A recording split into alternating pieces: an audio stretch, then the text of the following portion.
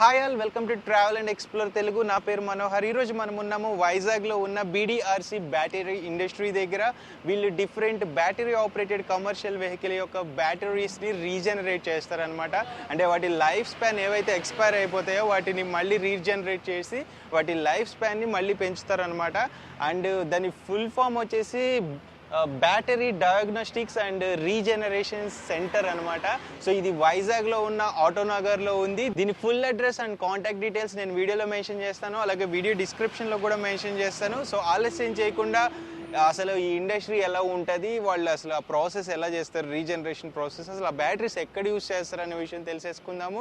Let's start exploring. All right guys, మనకి ఈ BDRC industry manager ఉన్నారనమాట, వెంకటేష్ గారు. సో ఆయన అడిగి మనం మరిన్ని డీటెయిల్స్ తెలుసుకుందాము. Hi sir. Hi.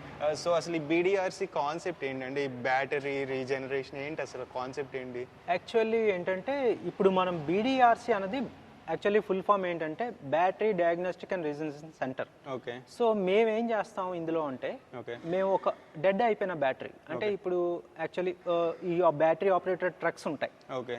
Fork lifts, stalkers, కొన్ని క్రెయిన్స్ ఉంటాయి. సో ఇన్ బిట్వీన్ ఇవి ఉంటాయి. బ్యాటరీ ఆపరేటెడ్ వెహికల్స్ అన్నమాట. ఓకే. Battery operated vehicles.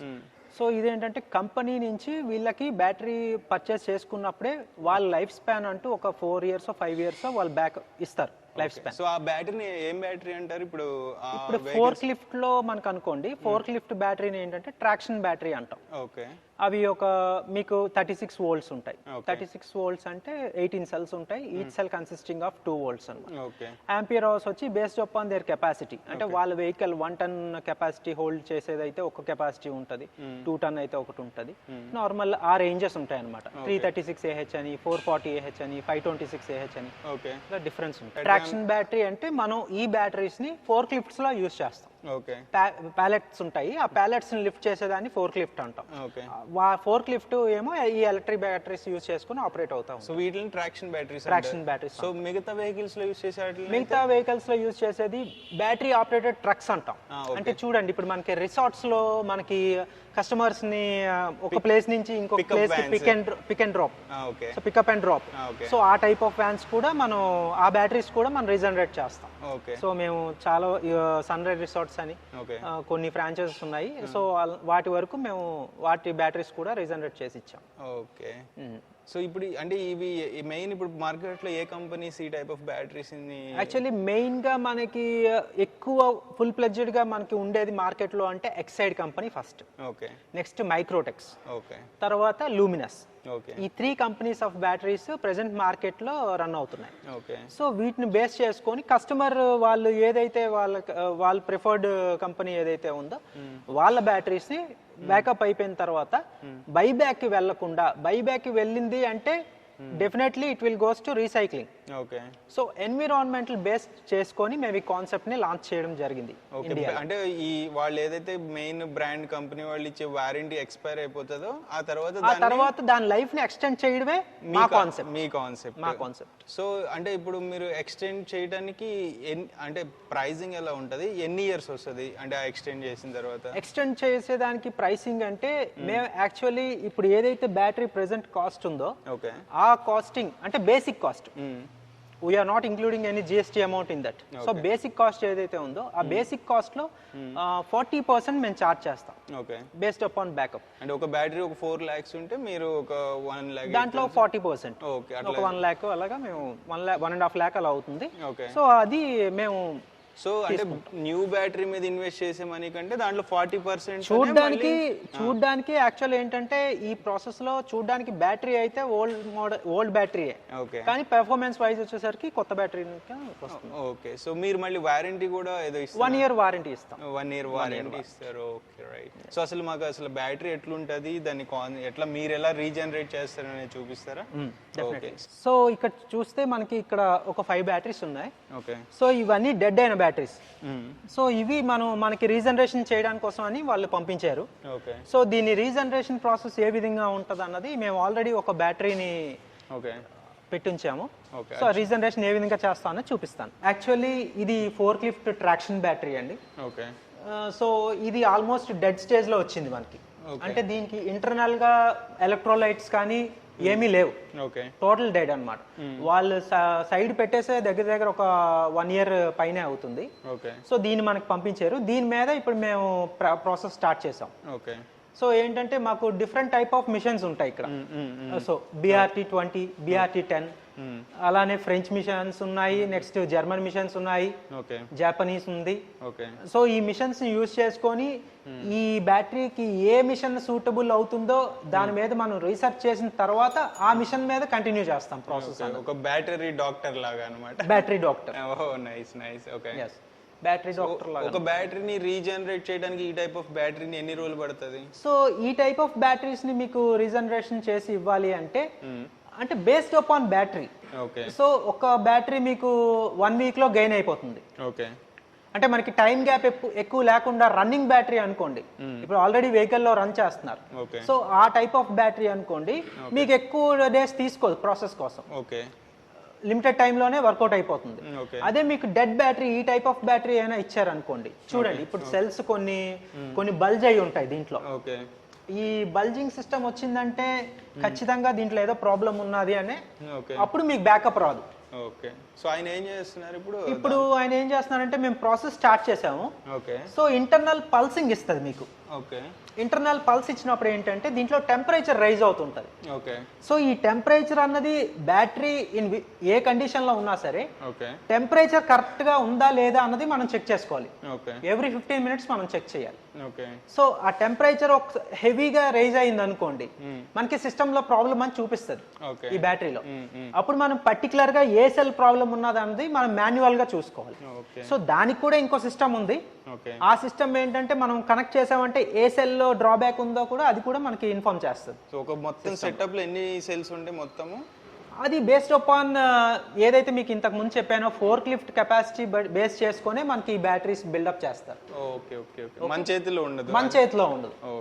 ఆ వెహికల్ దానికి ఏది సూటబుల్లో ఆ విధంగా వీళ్ళు చేస్తారన్నమాట. సో ఇప్పుడు చూడండి, ఈ బ్యాటరీ అంతా మనకి రీజనరేషన్ ప్రాసెస్ కోసం వచ్చింది. సో దీంట్లో డిఫాల్ట్ ఏంటంటే ఒక 2 cells డ్యామేజ్ అయ్యాయి, మిగతా ఓవరాల్ సెల్స్ అన్ని బాగానే ఉన్నాయి. సో ఈ 2 cells కోసం బ్యాటరీ బ్యాకప్ తగ్గిపోయి వాళ్ళు పక్కన పడేశారు. సో మేము వాళ్ళని అప్రోచ్ అయిన తర్వాత వాళ్ళు కన్విన్స్ అయింది ఏంటంటే ఈ 2 cells ని మనం చేంజ్ చేసుకుంటే మళ్ళీ ఈ బ్యాటరీ వర్కింగ్ ప్రాసెస్ లోకి వస్తుంది కదా. సో ఆ కాన్సెప్ట్ లో మేము వాళ్ళతో మాట్లాడి మేము తీసుకొచ్చి రీజనరేషన్ స్టార్ట్ చేసాం. ఇందులో ఏంటంటే ఒక 2 cells మాకు ఫెయిల్ అయిపోతే ఆ 2 cells ని మేము ఫిజికల్ గా ఓపెన్ చేసాం. సో మేము మా ప్రాసెసింగ్ లో మేము ఏదైతే చెయ్యాలో ఆ ప్రాసెస్ చేసి మేము 2 cells ని ఫిజికల్ గా ఓపెన్ చేసి వాళ్ళ దగ్గర ఇంకో బ్యాకప్ ఉంది బ్యాటరీ. సో ఆ బ్యాటరీలో ఉన్న మంచి సెల్స్ ని తీసుకొని మళ్ళీ దీంట్లో మేము ఇన్బిల్ట్ చేసి దానికి మళ్ళీ ప్రాసెసింగ్ స్టార్ట్ చేసాం అనమాట. సో కనెక్టింగ్ ఇచ్చేసాం. సో ఈ టైప్ ఆఫ్ ప్రాసెస్ లో ఏంటంటే మనకి ఎవరైతే కొంతమందికి తెలియదు, బ్యాటరీ డెడ్ అయిపోయిన తర్వాత తెలిసిన వాళ్ళైతే వాళ్ళకి యూజ్ లేదు దీంతో, వాళ్ళు ఏం చేస్తారు తీసుకొని పక్కన పెట్టేస్తారు. సో అలాంటి వాళ్ళు ఎవరైనా ఉంటే మనకేంటంటే ఆ బ్యాటరీలో ఫస్ట్ మనల్ని అప్రోచ్ అయితే బై కాల్ ఆర్ మెయిల్ ఏదైనా సరే వాళ్ళు మనల్ని అప్రోచ్ అయితే మేము ఫస్ట్ బ్యాటరీని ఇన్స్పెక్ట్ చేస్తాం. ఇన్స్పెక్ట్ చేసి అంతా బానే ఉంది, దాంట్లో ఒక సెల్ ఆర్ 2 cells ఏదైనా డిఫాల్ట్ ఉంటే ఆ 2 cells ని మనం రీప్లేస్ చేసాం అనుకోండి, మళ్ళీ ఆ బ్యాటరీ వర్కింగ్ కండిషన్ లోకి వచ్చేస్తుంది. సో ఈ టైప్ ఆఫ్ ఛాన్సెస్ కూడా ఉంటాయి మనకి. సో ఇలా ఈ టైప్ ఆఫ్ బ్యాటరీస్ ఏమైనా ఉంటే వాళ్ళు మన పంపించారు అనుకోండి, ఈ కొత్త బ్యాటరీని తీసుకుండే బదులు 40% లోనే మనం ఈ బ్యాటరీని మళ్ళీ న్యూ బ్యాటరీగా మనం చేసిస్తాం. చూడడానికి ఓల్డ్ బ్యాటరీనే కానీ ప్రాసెసింగ్ లో అంతా new battery, it gives full performance అన్నమాట. సో ఈ టైప్ ఆఫ్ ఛాన్సెస్ ఉన్నాయి కాబట్టి వాళ్ళు కూడా కొంచెం యూస్ఫుల్ గా మనీ కూడా సేవ్ అవుతుంది, నెక్స్ట్ ఎన్విరాన్మెంటల్ కూడా సేవ్ అవుతుంది. ఇప్పుడు రీసైక్లింగ్ ప్రాసెస్ అంటే మనకు చాలా ప్రాబ్లమ్స్ ఉంటాయి, ఎన్విరాన్మెంట్ పాడవడం ఇవన్నీ ఉంటాయి. సో ఇవన్నీ ఏమీ లేకుండా మనం ఈ టైప్ ఆఫ్ టెక్నాలజీని మనం ఇండియాకి తీసుకొచ్చాం. సో ఇది BRT అండి, మేజర్ రోల్ ఇదే ప్లే చేస్తుంది, ఈ సిస్టమ్ ప్లే చేస్తుంది. సో రీజనరేషన్ ప్రాసెసింగ్ అంతా ఇదే చూసుకుంటుంది. సో ఇది టోటలీ కంప్యూటరైజ్డ్. సో మనం ఏదైనా దీన్ని చేయాలన్నా ప్రోగ్రామ్ చేంజ్ చేయాలన్నా ఏం ఉండదు, అది ఆటోమేటిక్ గా బ్యాటరీ తాలూకు కండిషన్ ని తీసుకుంటది. సో ఇది ఒకటి. నెక్స్ట్ ఇది HF మిషన్ అంటాం. ఇది బ్యాటరీ చార్జరే, డిఫరెంట్ టైప్ ఆఫ్ చార్జర్స్ ఉన్నాయి. సో ఇది కూడా ఆటోమేటిక్ సిస్టమే. ఇది ఓవరాల్ ఏదైనా సరే అన్ని కంప్యూటరైజ్డ్ ప్రోగ్రామింగ్ తోనే రన్ అవుతుంది. మనం ఫిజికల్ గా చేయాల్సింది ఏమి ఉండదు, జస్ట్ ఆ కనెక్టింగ్ తప్ప, అంతే. ఇది BRT 10, ఇది డిశ్చార్జర్. సో అలానే ఇది కూడా బ్యాటరీ డిశ్చార్జర్. ఇది ఏంటంటే మనకి 900 AH వరకు, మనకి 2500 వరకు మనకి హోల్డ్ చేస్తుంది కెపాసిటీ. సో డిశ్చార్జర్ అంటే ఇప్పుడు మనం ఒక బ్యాటరీ ఉంది, అది మనకి 5 hours బ్యాకప్, కంపెనీ సైడ్ నుంచి మనకి 5 hours ఇస్తారు. అప్పుడు మనం అసలు యాక్చువల్గా కస్టమర్ ఇచ్చినప్పుడు ఆ బ్యాటరీ బ్యాకప్ ఎంత వస్తుంది అన్నది చెక్ చేయాలి అంటే మనం ఈ టైప్ ఆఫ్ మిషన్స్ యూస్ చేసుకొని బేస్ చేసుకొని మనం రిపోర్ట్ రాస్తాం. సార్ మీరు ఇనిషియల్ రిపోర్ట్ అయితే మీకు 1 hour వచ్చింది, 1.5 hour వచ్చింది, 2 hours వచ్చింది. సో ఈ టైప్ ఆఫ్ ఉంటుంది అనమాట. సో ఇది కూడా BRT 20 same as usual first ఏదైతే చూపించామో సో అదే విధంగా ఇది కూడా. సో ఇది కూడా రీజనరేషన్ ప్రాసెస్ కోసం మనం యూజ్ చేస్తాం. సో వెంకటేష్ గారు, ఇప్పుడు మనం అంటే అన్ని ఈ industry commercial vehicles related batteries చేస్తారా, లేకపోతే హౌస్ రిలేటెడ్ బ్యాటరీస్ అంటే రెసిడెన్షియల్ రిలేటెడ్ బ్యాటరీస్ ఉంటాయి కదా, సో వాటిని కూడా మీరు చేస్తారా? అంటే మన car batteries, different vehicle batteries ఉంటాయి, చేస్తాం. హౌస్ హోల్డ్ బ్యాటరీస్ కూడా చేస్తాం, ఇన్వర్టర్ బ్యాటరీస్.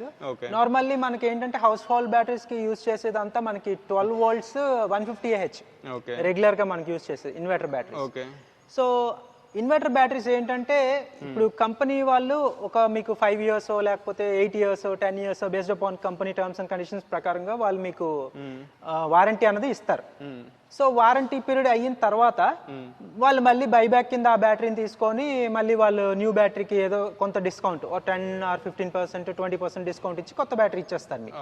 సో అది మళ్ళీ 3 years కి 4 years కి మళ్ళీ మీరు ఆ బ్యాటరీ డెడ్ అయిపోద్ది, మళ్ళీ మీరు కొత్త బ్యాటరీకి వెళ్తారు. సో అవి కూడా వర్కౌట్ అవుతాయి మనకి.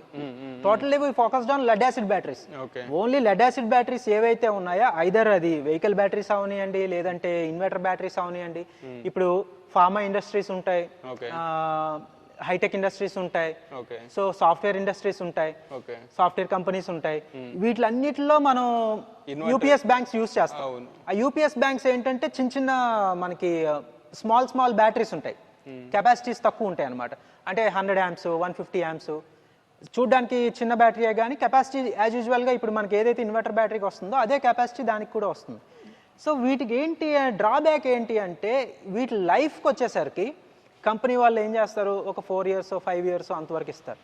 వీటి లైఫ్ని ఎక్స్టెండ్ చేయడానికి మనకు ఆ సోర్స్ లేకుండా ఉంటున్నది అనమాట. ఇప్పుడు వచ్చే బ్యాటరీస్ సోర్స్ లేకుండా ఉంటుంది.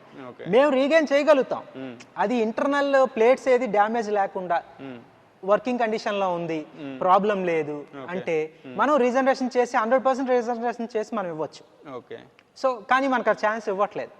సో అందువల్ల మేము టోటల్లీ ఫోకస్డ్ ఆన్ ఇండస్ట్రియల్ అనమాట, కమర్షియల్ బ్యాటరీస్ మీద ఇప్పుడు టోటల్లీ ఫోకస్ చేసాం. సో అంటే కంపెనీ వాళ్ళు ఇంటెన్షనల్ గా ఈ బ్యాటరీ తయారు చేసే వాళ్ళు దాని లైఫ్ స్పాన్ ఒక ఫిక్స్డ్ గా తయారు చేస్తారు అనమాట. అంటే తక్కువ మేబీ అదే మీకు వస్తుంది, అదే కాన్సెప్ట్ లోకి వస్తుంది. ఎందుకంటే మేము చాలా వరకు ఆల్మోస్ట్ మేము ఒక 100 to 150 బ్యాటరీస్ వరకు మేము సర్వే చేసాం. మా ఓన్ గా మేము సర్వే చేసాం బ్యాటరీస్ అన్ని. మేము ఓల్డ్ బ్యాటరీస్ ని మేము పర్చేస్ చేసుకున్నాం. మేము ఈ ప్రాసెస్ కోసం ఈ టెక్నాలజీని మనం ఇంప్లిమెంట్ చేసి ఆ బ్యాటరీస్ ని కూడా గెయిన్ చేయడానికి మేము ఓన్ గా మేము పర్చేస్ చేసుకొని స్క్రాప్ లో పెట్టేసిన బ్యాటరీస్ ఓన్ గా పర్చేస్ చేసి మేము ఆ ప్రాసెస్ ని స్టార్ట్ చేసాం. బట్ మాకేంటంటే 50-50 ఛాన్సెస్ మాకు వచ్చాయి. ఆల్మోస్ట్ ఓవరాల్ గా రిపోర్ట్ చూసుకుంటే 50-50 వచ్చింది. సో అందుకే మేము ఇప్పుడు ప్రెసెంట్ ఏంటంటే ఇంకా ఆ బ్యాటరీస్ ని కూడా అడ్వాన్స్డ్ టెక్నాలజీ, నెక్స్ట్ అడ్వాన్స్ టెక్నాలజీతో మేము ఇప్పుడు బిల్డప్ చేస్తున్నాం మళ్ళీ సాఫ్ట్వేర్ మొత్తాన్ని. సో ఆ సాఫ్ట్వేర్ బేస్ చేసుకొని ఈ టైప్ ఆఫ్ బ్యాటరీస్ ని కూడా మేము 100% రీగైన్ చేయడానికి ఛాన్సెస్ వచ్చేటట్టు మేము చూస్తున్నాం ప్రెసెంట్. ఇది మనకి కొరియన్ మిషన్ ఇది. సో దీంట్లో మనకి ఏంటంటే చూడ్డానికి చిన్నదే ఉంది కానీ చాలా వర్క్ చేస్తుంది ఇది. మనకి ఏంటంటే రీజనరేషన్ ఉంది, డిశ్చార్జ్ ఉంది, ఛార్జింగ్ ఉంది. సో ఏదైనా సెల్ డిఫాల్ట్ గా ఉన్నది అంటే అది కూడా మనకి చూపిస్తుంది అనమాట. సో ఈ మిషన్స్ అన్ని మేము యూజ్ చేసే రీజనరేషన్ ప్రాసెస్ అన్నది మేము 100% ఇస్తాం. సో నెక్స్ట్ ఏంటంటే మేము ఇప్పుడు బ్యాటరీ కార్స్ వస్తున్నాయి. ఫ్యూచర్ లో మనకు వచ్చేదంతా బ్యాటరీ ఆపరేటెడ్ కార్సే. సో ఆ బ్యాటరీ ఏంటంటే లిథియం బేస్ చేసుకుని బ్యాటరీని ప్రిపేర్ చేస్తారు. ఆ లిథియం బేస్ బ్యాటరీ కూడా మేము ఇప్పుడు సాఫ్ట్వేర్ ఒకటి ఇన్వెంట్ చేస్తున్నాం రీజనరేషన్ ప్రాసెస్ కోసం. సో అది వచ్చిన తర్వాత మనకి ఆ ప్రాసెస్ కూడా ఇంకా స్టార్ట్ అవుతుంది ఫ్యూచర్లో. ఆల్మోస్ట్ ఒక 2 years, 1 year, 1.5 year, 2 years లో మనకి ఫుల్ ప్లెజ్డ్ గా బ్యాటరీ కార్స్ అనేది లాంచ్ అవుతాయి ఇంకా.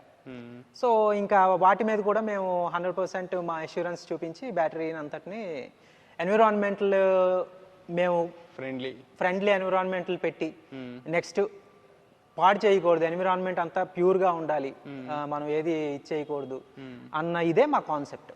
నైస్. ఆల్ రైట్ గాయ్స్, ఇది మొత్తానికి BDRC battery regenerating centre tour. మీకు నచ్చినట్లయితే ఈ వీడియోని లైక్ చేయండి, షేర్ చేయండి, అండ్ మరిన్ని ఇంట్రెస్టింగ్ వీడియోస్ కోసం నా ఛానల్కు సబ్స్క్రైబ్ చేసుకోండి. By, take care.